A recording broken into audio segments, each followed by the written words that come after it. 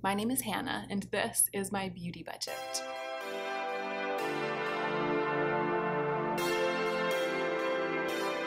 Hey y'all, I need to reckon with some more stuff. I had this huge overflowing purgatory box, and I filmed a reckoning yesterday, which will probably have gone up maybe less than a week ago for you guys at this point, depending on when I post this one. And I just feel like it wasn't enough. I need to do another one. I learned through that experiment of reckoning with a timer that about 10 things is like a good number for me. And I probably had like 30 things in the purgatory box. So I'm trying to clear out the things that I know I'm ready to reckon with and just be able to focus on the things that I'm still trying to make decisions about. So that's what I've done. I have this box here, things I'm going to reckon with today. There are actually more than my requisite roughly 10 in here, so I'm going to try to be concise. LOL, we always know how that turns out, but I'm going to really try today to be as concise as I can. Also, there are a couple things in here that I'm not really trying for one reason or another, just passing along, so hopefully it will go, at a fast clip. Let's go ahead and get into the meat of the video.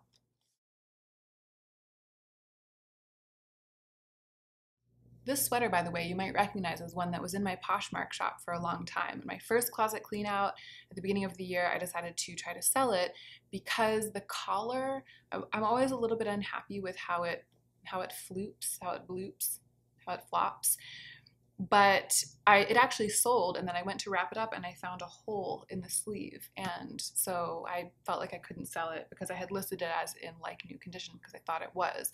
I'm glad that I examined it because I would have hated to have sent it off with the hole, but I decided that I would just give it another try. I canceled the Poshmark order. I got in touch with the buyer and she's glad that I didn't send it because of the hole. But I think I'm gonna try it again. I love the color so much, and maybe I can just get over myself and be fine with this bloopy, floopy collar. I just wish it would, I wish it would stand up. Maybe I'll try to, alter it or something. I want it to be like that. That's how I want it to be. I'm gonna pin it right now. There, let's reckon. Okay, I'm just gonna go through. This, I'm like blindfolding myself and grabbing one from the top. This is an oil that my friend Simbri gave me. The last time she came over, we hung out, we had drinks and snacks with Lauren. It was so fun, and Simbri brought me a couple of things to try and to reckon with. And she brought me a few face oils, and there's only one that I can keep and use because the other two have coconut oil in them. I'll talk about them first, actually. So this one is by C. La Vie, and it's the Essentiel de Vie L'Elixir.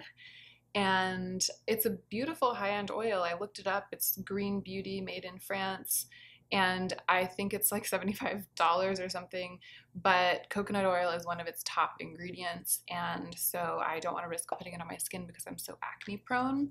And then this, the High Expectations Cannabis Facial Oil, I think she got at the Ipsy event because I saw some other people talking about having been given this at the Ipsy event, and it has coconut oil as like its third or fourth ingredient. So both of these I'm going to give to friends with less acne prone skin. I'm sure they're beautiful oils. I just am not going to use them. This one, however, this Sadie is off the chain today. I don't know what's gotten into her. It's like she's chasing a ghost around the apartment. So this one is the Choiseul Neroli Eel Face Elixir, and it's got acai fruit oil, soursop seed oil, papaya seed oil, tomato seed oil, a bunch of really beautiful oils and extracts. It has a bit of an off-putting smell, but that doesn't bother me in skincare and actually in most makeup, unless it's like a really strong sweet fragrance. Sometimes that can get me, but intense natural scents that I can tell are a result of the company not having tried to cover up the way that the natural ingredients smell, those smells don't bother me. And I've used it a couple of times and it hasn't done anything bad to my skin, and it's always felt really, really nice, and my face has felt smooth the next morning. So I'm just going to add this to my collection of all-purpose face oils and keep using it. A lovely subscriber sent these to me. I am still working through some of the products that came my way before I stopped receiving subscriber gifts in the mail, but at this time I'm no longer receiving subscriber gifts in the mail. You see, Sadie? Oh, there's a fly. She's chasing a fly. Good for you, Sadie. Get that fly. Anyway, you will continue to hear me reference subscriber gifts on my channel probably for a couple of months because I'm still trying to get through everything, and I'm not necessarily going through in the order in which it was received. I'm just going through in the order in which I'm ready to reckon with it. But if you have something that you'd like to send me, I'm just letting you know now that if you were to email me about it, I would say, thank you so much. I love you, but I decline. This was really interesting to get the chance to try these out because so many people rave about this Peach Perfect foundation. I know that it's one of Lacey's favorite foundations. That was my first thought when I saw it. And then this is the matching primer. This has come my way a couple of times. I feel like I have, maybe Lauren gave me one of these, and every time I put it on my skin and my skin immediately just like rejects it. Like it pills, it peels, it just feels like it's not at all, and it's matte. The formula is not for me. The finish is not for me. I just feel like I can't make it work. It seems like it's dried out, but I've tried a couple bottles and they don't, they can't all be dried out, but I don't like this primer. And then the Peach Perfect Comfort Matte Foundation did look beautiful on my skin, but it's way too dark. I have the color Snow. When I wore it, I mixed it with a much, much, much lighter product. It might even have been my very palest concealer to get it to be a shade that I could wear. I wore it for the Poema photo shoot. And the finish was beautiful. I think that this might be the third to lightest shade. So the lightest shade in this, there is a chance that it's light enough for me, but I didn't love it enough to want to pursue it like that, especially because I don't really wear foundation on a daily basis. I just wear it for those photo shoots. And I have to say that the smell kind of creeps me out a little bit. I mean, it smells like a Cabbage Patch doll or a Care Bear or something, like a scented toy or a scented doll that I might have had in the 90s. And I don't necessarily hate things that smell that way, but for a product that's so, like, I like a lip gloss that smelled that way, I wouldn't mind, or even a powder for the cheeks.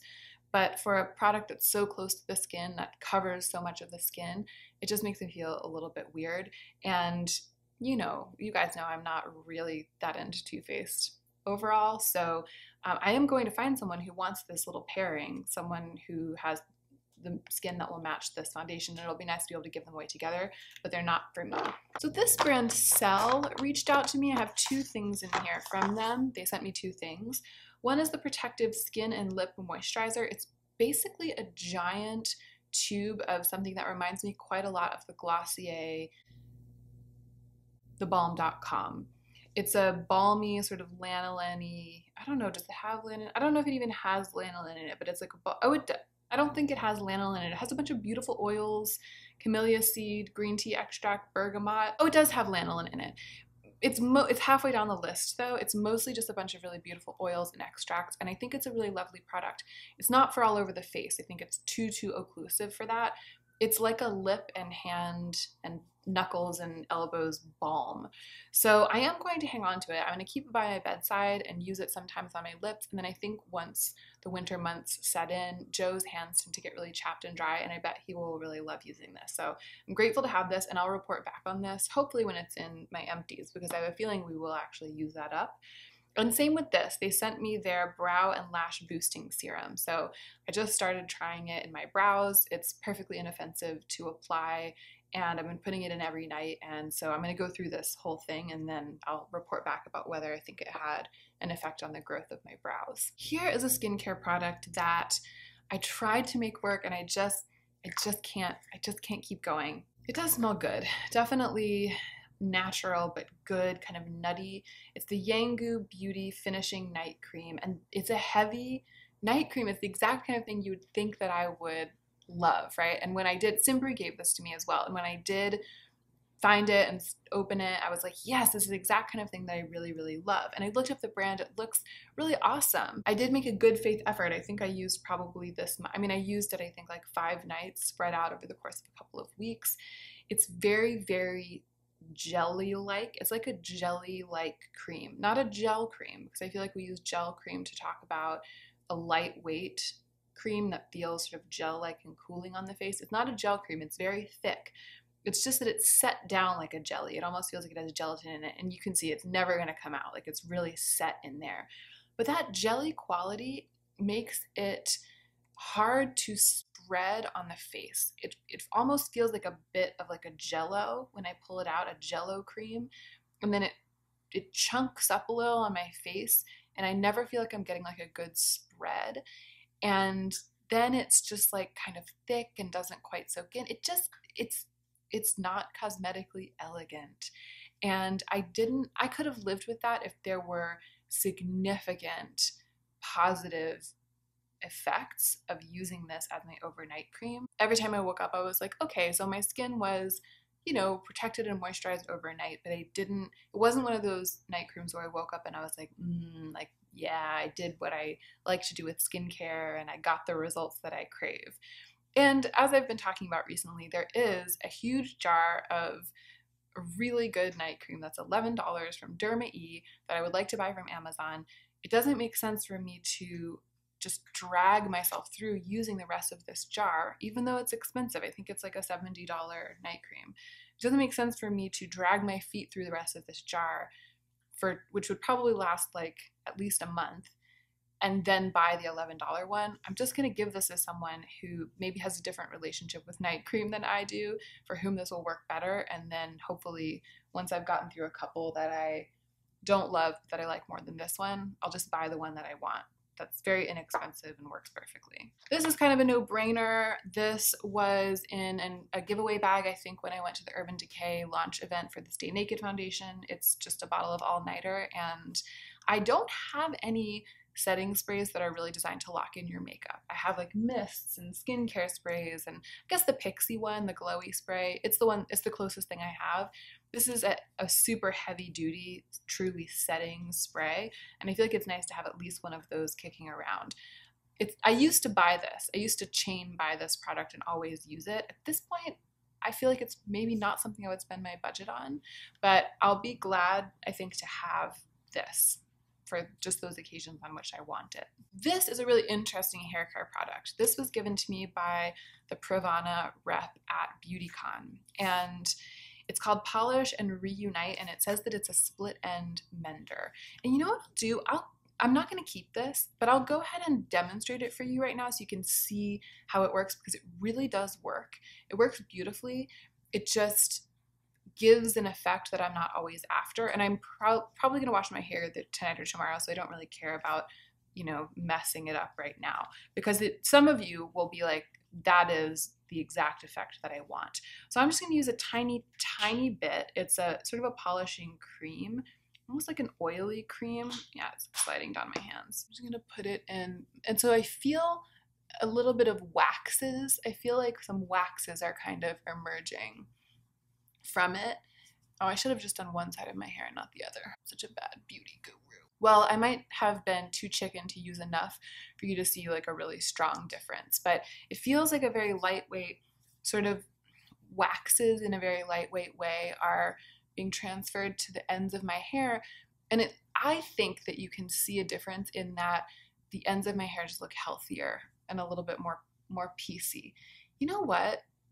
When I tried this once or twice, I think I used too much of it for the effect that I want, and I ended up with it feeling like it was weighing my hair down and making my hair too smooth, because I think that this would be amazing for smoothing the hair of somebody who really likes smooth hair. But now, just having used the tiny bit, I'm kind of like tempting myself to keep it. I need to think about it for a second. The thing is, I actually do feel like my hair looks marginally better right now than it looked before. Like the ends look healthier, but I feel like I never sit around thinking, I wish that I could make the ends of my hair look healthier. They are so fuzzy. I usually just go with it, and I'm usually happy with the way that my hair looks. And if I ever feel like the ends of my hair are getting a little bit sort of unhealthy looking, I just put a little oil in them and that's fine. I use a little all-purpose face oil. I think the thing that's sucking me in about this is that it feels so luxurious. It smells good, and I feel like I've just kind of had like a spa experience with my hair. But I'm not going to let that suck me into keeping it when I have so many extraneous hair, not extraneous, I have so many hair products that work really well for me, and I don't want any extraneous ones. But now I'm reading it, and it says that it really helps to repair split ends from the inside out, and I don't have a product that does that. I think this needs to stay in the purgatory box. This is a sure sign. I've been talking about it for like 5 minutes. I had to apply it to remind myself of really what it did. And yeah, I feel like I need to put this in the purgatory box. I think what I need to do is try it on my ends when my hair is wet and let it dry and see if I really feel like it makes a difference in the way that my hair, my wash, like wears throughout the week. Okay, phew, back in the purgatory box. All right, let's talk about some things I'm sure about. This one's easy. It's the Lancome Clee Booster XL. It's an eyelash, like what are those hairs on your eyelids called? It's an eyelash primer, and I don't feel like it does enough. It just makes, I like my eyelashes to be sort of fluffy and really long and really, really sort of separated and fanned out and thick. And I feel like this makes them stick together and makes them less available for the mascara to do its job. Unfortunately, I can't give it away because I've used it on my eyelashes, but I'm not going to keep this. I'm going to throw it away. Here are two brow products. So this one I was really excited to try because I was really wanting like a draw. It's the Revlon Color Stay Brow Shape and Glow, where you like draw little ink marks on, little ink strokes. And it does work okay for that, but I learned that that method, at least with this product, doesn't mesh well with soap brows because you can't really draw on soapy skin. And if I draw it on and then use the soap will disrupt the lines. And so I'm choosing soap brows over this. I'm going to go ahead and pass this along. This, however, I'm really intrigued by, and I'm going to keep using it. It's the CoverGirl Easy Breezy Brow. Lauren gave this to me. She got it in PR. It is in the color medium. I think I could go for a slightly cooler brown. That's the one thing about this. But when it dries down, it isn't too warm toned. If it were too warm toned for me, I would definitely get rid of it. I love a cool toned brow.